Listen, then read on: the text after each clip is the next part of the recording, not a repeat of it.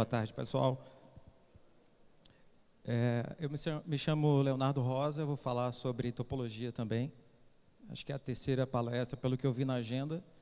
Tem bastante gente falando sobre design de rede, né, cenário. O Luciano falou sobre o uso, a escolha da melhor router board. Ontem falaram o Pietro e o Anderson também sobre a importância de escolher o melhor equipamento. E eu vou falar um pouco sobre modelos e sugestões de topologia para provedores de internet, desde uma rede pequena até uma rede crescente. Eu vou ficar devendo um pouco a parte de desenho. Vocês viram bastante imagem aí, essa apresentação. Ela vai ter apenas algumas sugestões para a gente poder ter tempo, inclusive, para discutir essas ideias. Bom, eu sou baiano, fiz questão de colocar aí, pai de 2 meninos, eles estão aqui presentes, inclusive. A gente está uma semana em Foz do Iguaçu passeando, e semana que vem a gente vai aproveitar mais as férias, visitar outros colegas que moram aqui próximo. Eu trabalho com internet desde 2000 e alguma coisa, logo no segundo semestre da faculdade de informática que eu fiz lá em Salvador. Eu entrei em 98. Em 98 eu não tinha faculdade de redes ainda. Era análise de sistema, sistema da informação, ciência da computação, etc. Então, eu aprendi 5 linguagens de programação, não lembro de nenhuma, nunca usei, senão para o laboratório da própria escola. Java, Pascal, C, COBOL e Assembly, enfim. Quando eu entrei para estagiar num provedor de internet, esse meu colega de faculdade me convidou, e aí eu fui junto. Foi lá que eu conheci rede, IP, aí aprendi a mexer em roteadores Cisco, FreeBSD. Então, eu me encontrei na época que esse provedor estava crescendo na parte de transmissão sem fio. Então, a gente tinha naquela época uma rede urbana, basicamente, em Salvador, em 2.4. Tinha enlace assim, de vários quilômetros, 802.11b com 11 MB de modulação e atendendo o cliente corporativo, faculdade e tudo mais. Hoje, para você montar um provedor de internet, é muito mais simples. Né? A banda está mais acessível, você tem mais oferta também, e a gente tem a MikroTik para facilitar. Justifica muito a gente usar os dispositivos da MikroTik por conta de custo-benefício e updates recorrentes. Bom, o nosso papo vai ser então sobre o contexto, o porquê que a gente deve pensar em topologia, por que isso é importante, discutir também o que o mercado oferece e os cenários. Essas são as propostas. Até 100, quer dizer, o cenário iniciante, às vezes o provedor começa dentro de casa, né? Até um número um pouco maior. Bom, qual que é o contexto atual? Como a MikroTik é muito popular, você tem também muitos exemplos aí de exemplos de sucesso e exemplos que não se sabe onde vai dar. Então, a falta de informação, às vezes, é um negócio definitivo para um mau investimento. Às vezes, o negócio começa de maneira secundária. A pessoa tem um emprego, quer abrir um provedor para poder sair do emprego, está insatisfeito, quer uma grana extra. E aí você vai crescendo, você vai comprando equipamento sem qualquer preocupação, sem planejamento. Então, às vezes você também não tem experiência ou conhecimento. Eu, como professor de certificação, já tive vários casos assim, de alunos dizendo, olha, eu sou provedor de internet, mas eu me formei em agronomia. Ou então caiu de paraquedas de outra maneira. Foi despretensiosamente mesmo, começou a compartilhar a internet, daqui a pouco a rua inteira queria a internet, o preço era mais barato, e vocês conhecem essa história, né? Só que qual é o problema, ou qual que é a armadilha da gente começar assim?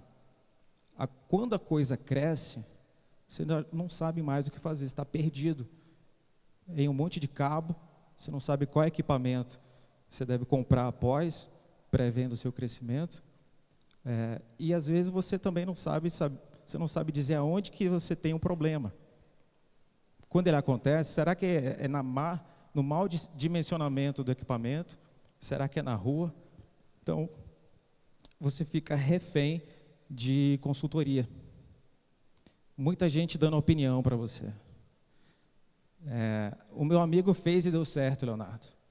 Ou então eu vi um vídeo no YouTube, eu, sei lá, fiz uma pergunta para alguém conhecido na internet e me deram essa resposta, essa sugestão de configuração de topologia.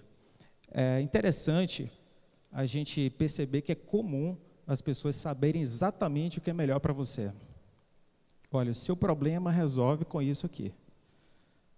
E muitas vezes a sugestão dada é mudar completamente o seu provedor, quer dizer, fazer do zero. Então, troca por um maior. Ou então, compra logo mais caro, como se o hardware fosse o único ou principal responsável pela qualidade do negócio, quanto muitas vezes é a base. Como que você começou? Será que você conhece desse negócio? Não é porque não é apenas mudando equipamento ou fazendo upgrade que você vai ter uma internet melhor. Eu queria complementar com uma coisa que eu ouvi recentemente, através de um conhecido do Nicola. O Nicola está aqui também da Matrix, que hoje a gente tem a mania, talvez, de falar a experiência do usuário. O que é a experiência do usuário? Já tenho internet, tenho preço, tenho qualidade, o meu concorrente não me assusta, e aí você chega a um patamar de falar, a minha experiência, ou a experiência que eu ofereço para o meu usuário, é o que importa, é o meu diferencial. Mas que experiência é essa? Como é que você vai medir essa experiência? Porque seu equipamento é mais poderoso do que o dele? Você acha que isso vai fazer diferença lá na residência do usuário? Se vocês dois entregam 50 mega, 100 mega que sejam, qual é a internet melhor? Não é porque você é mais bonito ou colorido, ou porque você tem um equipamento que não é MikroTik, por exemplo.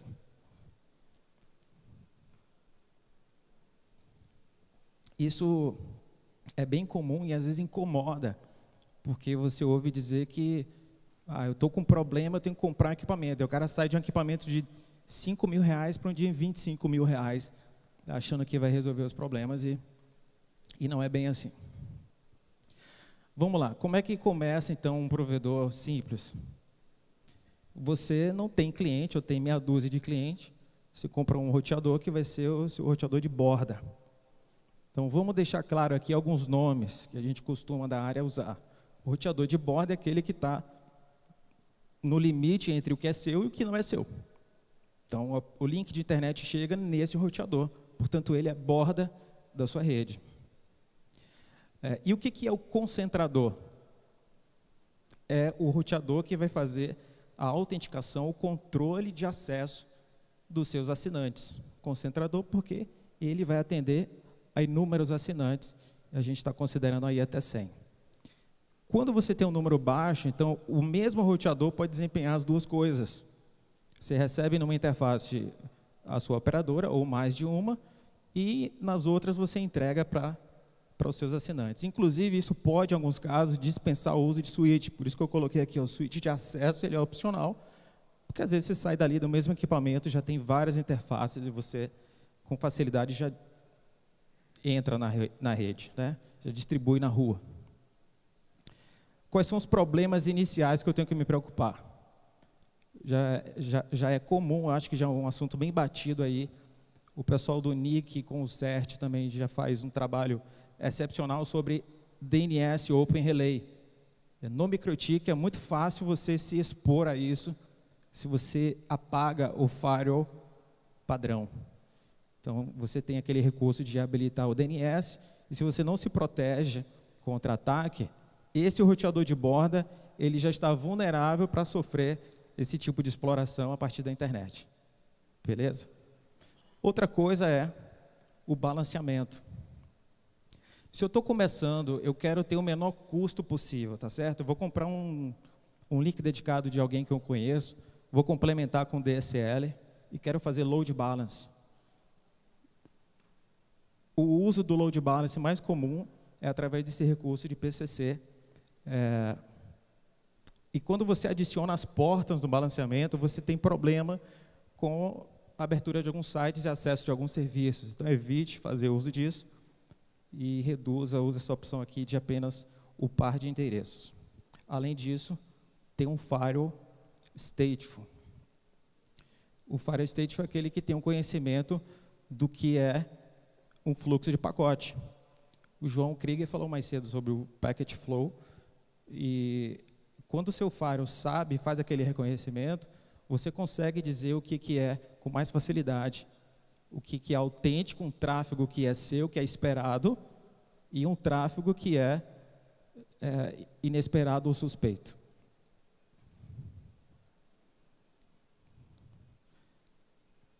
Deixa eu fazer um breve parêntese aqui sobre o firewall, porque não é o foco dessa apresentação. Quando você sai de um MikroTik Router OS e vai para uma caixa maior, como um Juniper, um Cisco, um roteador Core de borda, esses roteadores não fazem firewall stateful, ou essa não é a função plena desse cara. Mas você precisa ter um firewall desse em algum momento, em alguma posição na sua rede ali no centro. Agora, independente de você ter uma caixa como um Huawei, um Juniper, um Cisco, esse cara ele tem um firewall muito simples. Você pode e talvez precise ter atrás ou dentro da sua rede um firewall complementar que faz esse papel. Então, nesse momento, a MikroTik, esse firewall, dentro de uma única caixa, você vai fazer todas essas funções. O acesso dos clientes, o firewall e a borda com as operadoras. Bom, quando a coisa cresce, a gente pensa logo em separar a borda do concentrador, porque, ora, você começou a comprar uma caixa pequena, barata, um RB 750, por exemplo. Então, você faz um upgrade dessa caixa ou compra uma outra e separa aquelas funções, o que é borda, continua fazendo o load balance, e o que vai fazer o tal do concentrador. A partir daí, você tem o core da rede presente. Se a sua rede cresceu, você tem a opção também de fazer a segmentação na rede de distribuição através do OSPF. E aí você vai ter um outro switch, ou a partir daí passa a ser obrigatório o uso do switch, e o DDoS, ou um outro serviço similar de monitoramento. Então, você tem mais cliente, você está dividindo uma borda com um cara que vai fazer só esse serviço, um outro que vai fazer a autenticação dos clientes, e a redistribuição, que é o que você já conhece. Nesse momento, o provedor já pensa em monitoramento, porque você já tem outros equipamentos dentro da rede. Próximo passo. Por que esse salto aqui, gente, 250 para 1000? Porque a depender desse equipamento que você comprou, se pensar um pouco mais na frente, ele já vai poder concentrar uma quantidade bem interessante de usuários. Então, você pode ter o seu concentrador numa RB 3011, por exemplo. Não precisa ir numa CCR de primeira. Mas a borda... Cadê? Mas a borda vai continuar fazendo o mesmo roteamento. Não vai aumentar a demanda da borda. Ela simplesmente vai passar mais tráfego. Então, quando eu tenho um número um pouco maior, agora o número de assinantes vai fazer muito mais diferença eu ter IP público. Eu preciso ter os meus próprios recursos. Você já está pensando no ASN. Hoje, você consegue tirar um ASN. O ASN... Porque a gente confunde, às vezes, a ASN com IPv4. Mas IPv4, como acabou, você consegue muito pouco, né, /24 às vezes. Então, você vai ter aí no seu roteador de borda um BGP com a rota padrão. Às vezes você tem um operador, se tiver duas aí, a gente vai falar um pouco mais lá na frente. O firewall continua na mesma caixa. Então, você tem aqui o roteador de borda que fazia o load balance, agora ele faz BGP com rota padrão e o firewall continua lá. Não posso ter full route nesse roteador, se for o mesmo roteador que você comprou no início, não. Então, você vai precisar usar somente rota padrão. Recentemente me perguntaram isso, Leonardo, mas eu tenho um roteador aqui, uma CCR. Pensa num dono de provedor, mais leigo. Eu tenho uma CCR que faz tudo. Borda, concentrador. Eu posso colocar BGP nesse mesmo equipamento? Pode. Só que você não pode abrir as pernas para as rotas todas entrarem, né? Então, rota default vai ser mais um serviço nesse roteador. E aí, já imagina-se que você vai ter também o DNS. Por conta do ASN, obrigatoriamente você vai precisar do DNS, que pode ser ou não virtualizado. Hoje em dia, gente, CGNAT, ele precisa acontecer imediatamente. Então, quando você tem um recurso de IPv4, antes você separava um pedaço do bloco para cliente corporativo, né, um pedaço para core, e aí administrava os IPs. Agora você não tem IP para nada. Então, a IP vai ser só para os seus serviços, seus servidores, um cliente corporativo que você vai ter, e o resto vai ser usado para CGNAT. Só que existe uma maneira de fazer o CGNAT bem simples. Você já pode fazer isso, inclusive até com os IPs que a operadora entrega para você, um /29, por exemplo. Um firewall com Action SAME, ele não é um CGNAT, mas ele vai fazer um rodízio daqueles IPs que você tem para atender os seus clientes. IPv6 ele já vai estar disponível por causa do ASN, mas dificilmente alguém implementa nesse momento, nessa etapa. Bom, quando você passa para um nível, próximo nível, você já tinha BGP, agora você tem mais de operadora, você tem redundância e você tem mais serviços dentro da rede. A sua borda, ela vai ser só interface com a operadora. Multi-homed com parcial route. O que é isso? Eu tenho o mesmo roteador, não é o mesmo de antes. Deixa eu reformular. Você tem um único roteador fazendo interface com duas operadoras. Imagina que seriam as mesmas que você um dia fez o load balance, agora você tem BGP com ambas.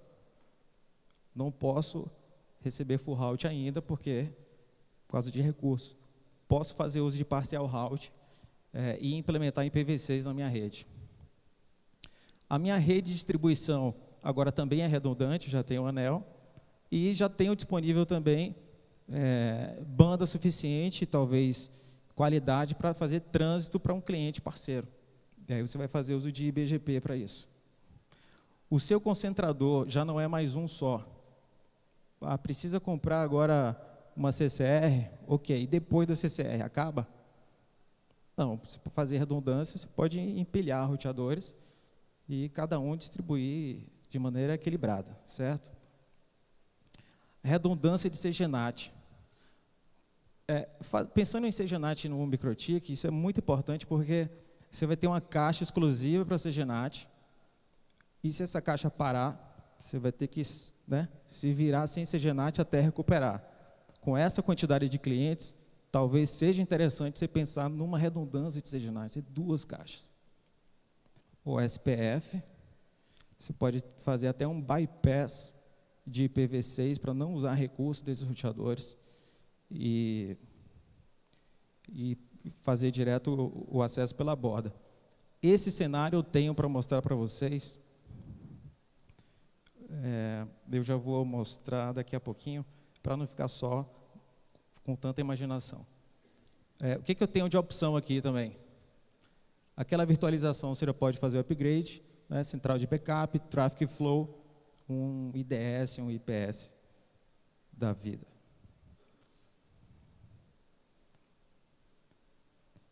Deixa Deixa eu ver aqui.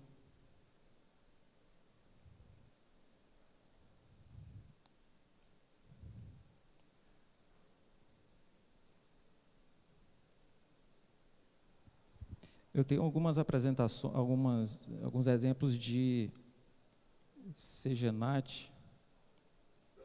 Cadê aqui? São opções também que tem alguma evolução. Então, você tem aqui, ó, esse roteador.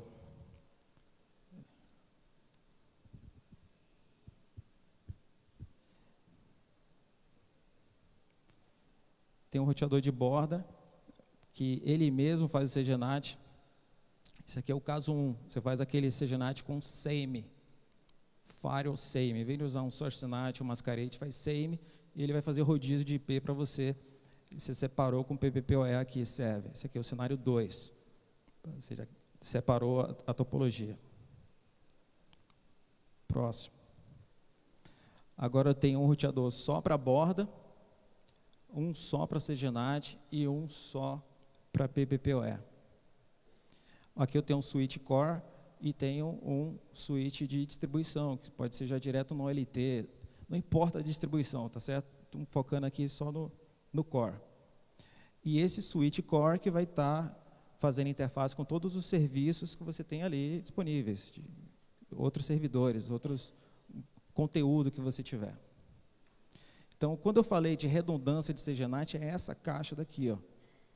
Se esse cara parar, você não pode ficar, não pode nem comprometer o acesso dos assinantes, nem deixar de ter esse serviço. Daí, a outra opção.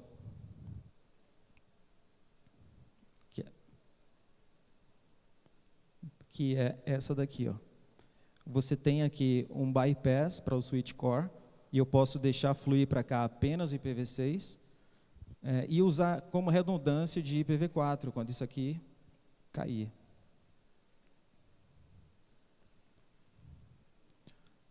Certo? Então, imagina que essa caixa aqui parou, ou tive um problema nesse switch, eu já faço escoamento IPv4 por aqui também.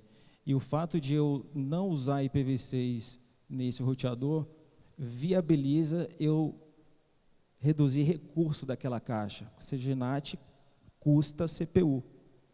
E aí você não precisa ter CCR em tudo que é canto. Então, são ideias para você ver que esse cenário, você pode construir ele com roteadores talvez um pouco mais simples.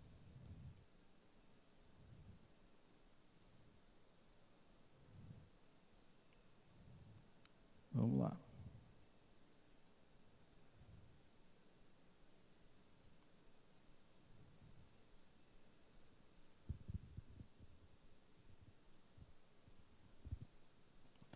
Bom, agora, próximo passo.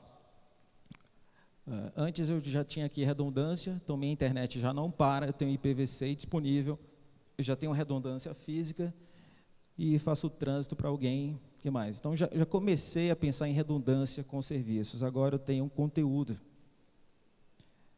Quando você fala de conteúdo, acho que você consegue imaginar talvez que tipo de tráfego você tem aqui, né? Talvez você esteja já se aproximando de 10 GB, né? Ou isso já aconteceu antes, depende aí da sua região.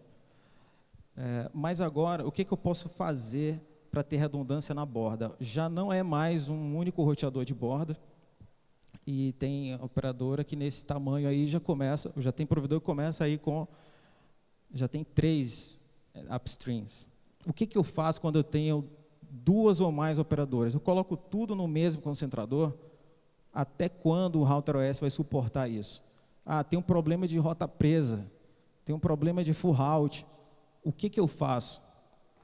Essa sugestão diz que você deve ter uma operadora por caixa. eBGP Single Homed. Então, é um roteador dedicado para aquela operadora. Você vai ter 3 roteadores de borda. Precisa ser 10.72? Agora não. Não precisa, porque esse roteador vai fazer apenas roteamento. E aí, o firewall de borda, ele passa a ser simplificado, já não pode ser um firewall stateful, já é um firewall que a gente vê em outros sistemas, como que eu citei, né? Jane, Perral e Cisco, etc. Um firewall mais simples. E como é que é esse cenário aqui? Talvez um desenho ajudaria. Mas você já imaginou aí 3 roteadores de borda, cada um recebendo full route. Então, cada um tem a tabela inteira de cada operadora. Então, você tem essa informação disponível, só que ela está espalhada em 3 roteadores. Então, esse roteador de borda tem, além do full route com a operadora, ele tem uma seção IBGP com um route server dentro do seu core lá no virtualizado, por exemplo, full route. Como é que isso funciona? Então, cada operadora vai entregar full route na borda e isso vai ser repassado para um servidor de rotas, um route server, que pode ser um CHR. Esse cara vai ter full route das 3, de quantas operadoras você tiver. Então, ele vai ter as melhores decisões, que serão repassadas para esse cara que eu chamei de Central Router. Então, você tem 3 operadoras, aqui, ó.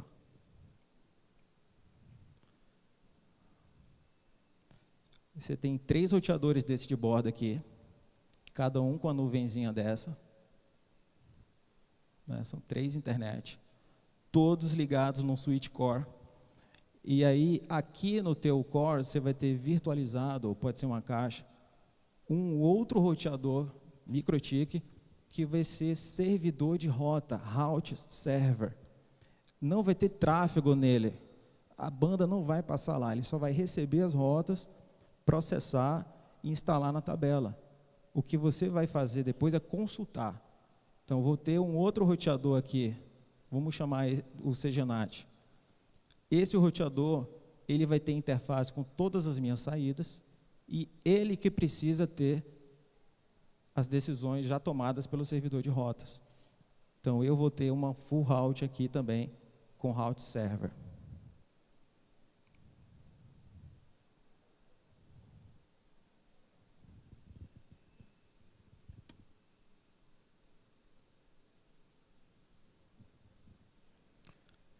Então, esse roteador é o que vai passar a maior banda da sua rede. Se você tem nesse momento aí 5 GB, 8 GB, é esse roteador que vai concentrar isso tudo. Ele vai ter rota de upload para todas as operadoras e o Firewall Stateful vai ser nesse cara. Nele também que você pode integrar as CDN que você já tiver disponíveis. Uma opção que seria já o próximo passo é isso aqui, ó. Em vez de eu fazer single homed direto no roteador de borda, eu não tenho na borda full route. Eu faço direto com o route server, por isso multi-hop. É importante para essa discussão, a próxima, vocês entenderem bem isso aqui. Eu tenho 3 roteadores de borda, essa foi a minha sugestão, cada um com full route, 700 mil rotas só. E uma seção IBGP com um route server. Então, esse servidor de rota vai receber 3 tabelas, vai decidir e vai entregar isso para um outro cara que é o central. O central é que vai, então, saber quais são os melhores uploads. Aonde que eu faço o anúncio do BGP?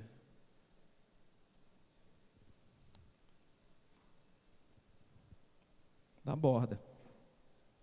Na borda.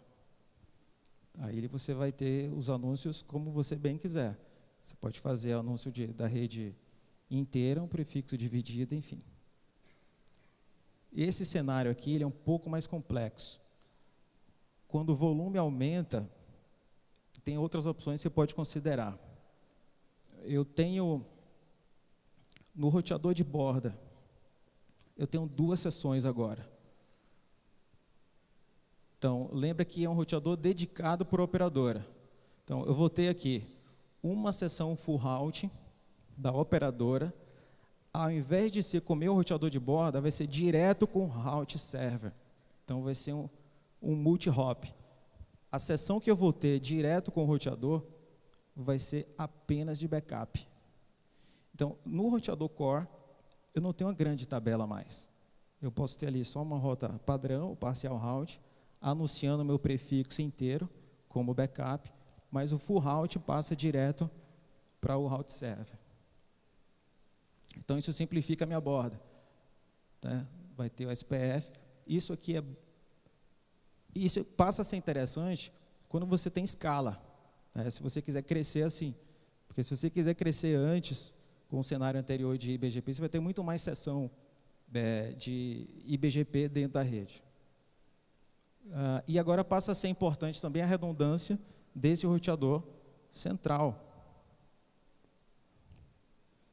que ele vai passar a ser o core da rede, o tráfego, que hoje está aí nesse regional, porque essa topologia aí não é para exatamente esse desenho. Então, você tem um roteador antes que vai concentrar todo o tráfego da rede, que não pode parar também. Então, como é que eu faço a redundância desse cara aqui? Eu coloco, né, faço empilhamento, coloco 2 ou mais aqui do lado, interface com switches. Se um parar, eu tenho mais 2. E aí o tráfego passa a ser distribuído aqui com o SPF.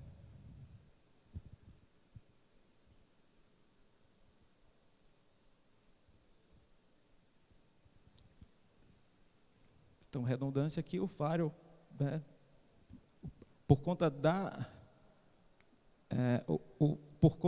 da redundância dos roteadores, você também já tem que mudar de novo no firewall, porque se um pacote subir para um roteador e voltar por outro, você perde a noção do estado da conexão, isso se torna inválido. Então, você tem que mexer de novo no seu firewall. E outra opção é você fazer VRF. Como assim VRF? Em vez de você fazer o IBGP direto para o route server, você pode receber isso no router local, colocar isso numa tabela, numa VRF, para poder trazer isso de forma separada para o concentrador. E aí você não precisa sacrificar ou se preocupar com o route server. E outra opção é você ter mais de um route server também, né? Desde o início que você pensar nisso, você pode ter 2 CHR virtuais recebendo o full route com as operadoras. Complicou muito? Em qual estágio você está aqui? Ou qual dessas sugestões ou opções você já tinha considerado, já viu? Ou você tem alguma ideia diferente, alguma coisa que a gente possa discutir sobre? São apenas sugestões, ideias de quem gosta da MikroTik, usa MikroTik, mas também conhece seus limites, né, que é muito importante. Tranquilo?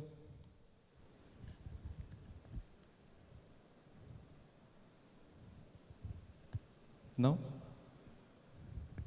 Obrigado, então. Obrigado.